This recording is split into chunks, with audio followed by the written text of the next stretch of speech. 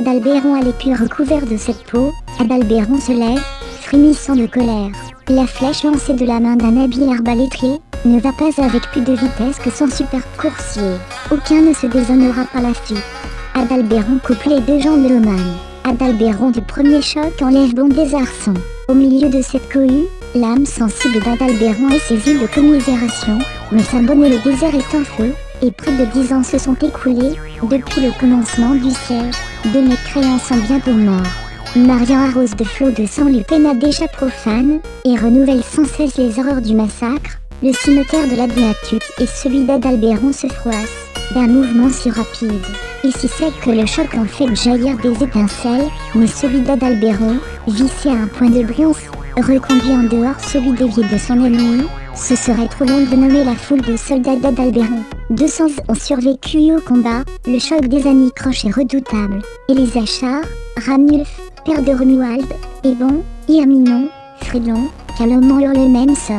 Ils mettent en avant leurs boucliers au brilleur et sans couvre.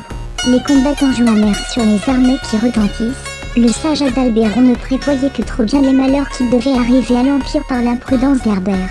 Il laisse galoper son cheval.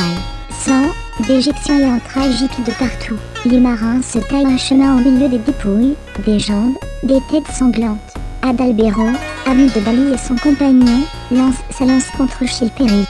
L'écuyer Riculflef sa bonne épée à la garde d'argent, court sur un infidèle et, dans son élan le coupe en deux, ils immoleront à leur vengeance Cain, Bairanger, Herbert, Ganelon, Guifred, Berthonic, Erigol, Wulfer, Théodulf, Pachas et Arsène toute la gloire de l'Hyrcanie et de la Perse.